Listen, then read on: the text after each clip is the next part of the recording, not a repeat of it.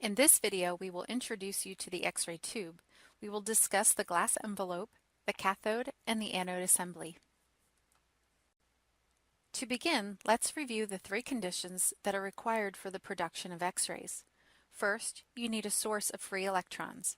By free, we mean that it is an electron that is not attached to an ion, atom, or molecule. As a result, it can be moved by the applied electric current. Second, you need a means of accelerating these free electrons to extreme speeds. Third, you need a means to decelerate the electrons.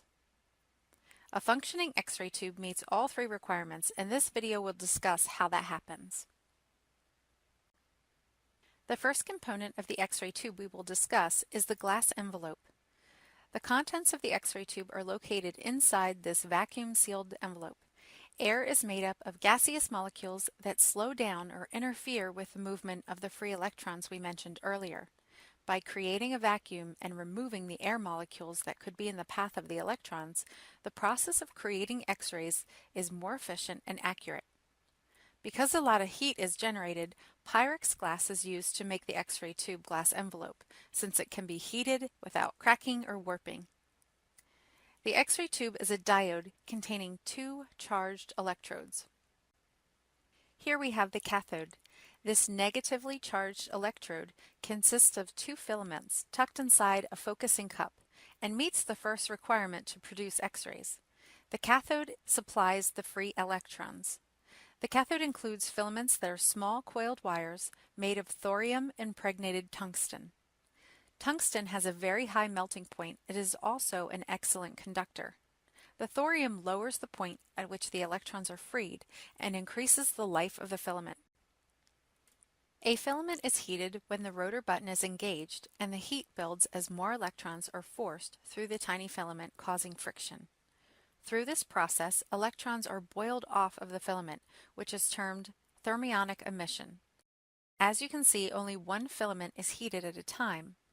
How is that filament selected? The radiographer can choose to use either filament based on the focal spot selected at the control console. A small focal spot size selection will engage the small filament, which is about a centimeter long. A large focal spot selection will engage the large filament. Once electrons start to boil off of the thorium-impregnated tungsten, a cloud of free electrons collects around the filament. The cup that surrounds the filaments is also negatively charged. It is usually made of nickel or molybdenum. Because of the negative charge of the electrons and the negative charge of the cup, and the fact that like charges repel, the free electrons are condensed or focused. This keeps the electrons from spreading out and provides a more precise electron beam. If we take a look at the filament circuitry entering the X-ray tube, we see that it is a closed circuit. What setting on the control console determines the heating of the filament? The answer is the MA selection. The high amperage, or current, increases the number of electrons being forced through the small filament, which increases the friction and the amount of free electrons being produced. An additional wire accesses the filament. This wire is from the main or high voltage circuit. This circuit's job is to provide the push or extreme force to move those boiled off electrons across the X-ray tube at very high speeds. You may remember that the second requirement to produce X-rays was to accelerate free electrons. This circuit meets that requirement. It is also controlled by the kVp or kilovoltage peak selection on the control console. The other part of the circuit is connected to the positively charged electrode on the opposite side of this X-ray tube. It is not a closed circuit, as you will see shortly. The other electrode is called the anode and is the target for the free electrons being pushed across the X-ray tube by the high voltage current. Because of its positive charge, the electrons are attracted to the anode. The other part of the main circuit exits the anode stem and out the X-ray tube where it connects with the positive side of the main circuit. The main or high voltage circuit is not a closed circuit because the current must be transferred across the X-ray tube without a wire. This is accomplished through the high voltage of that current and requires direct current rather than alternating current due to needing the supplied current to only travel in one direction, from the negative cathode to the positive anode. As you can see, the anode has a bevel of 45 degrees. The electrons hit this area, known as the target. When the electrons strike the target of the anode, they are decelerated, and the kinetic energy of the fast-moving electrons is transferred to either heat or converted to X-rays. The X-rays are projected downward because of the 45-degree bevel of the anode.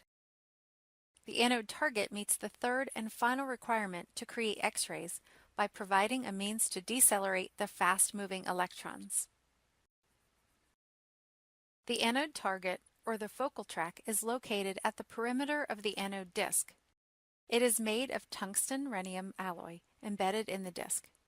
This alloy is able to handle the electron stream. Its high atomic number ensures the free electrons crashing into it will encounter the atoms packed with many electrons. The metals in the alloy also conduct electricity well and have a high melting point. This is important because the anode gets white hot. To help with heat dissipation, the anode spins or rotates. The spinning allows for the electron stream to encounter a greater surface area, spreading the heat out.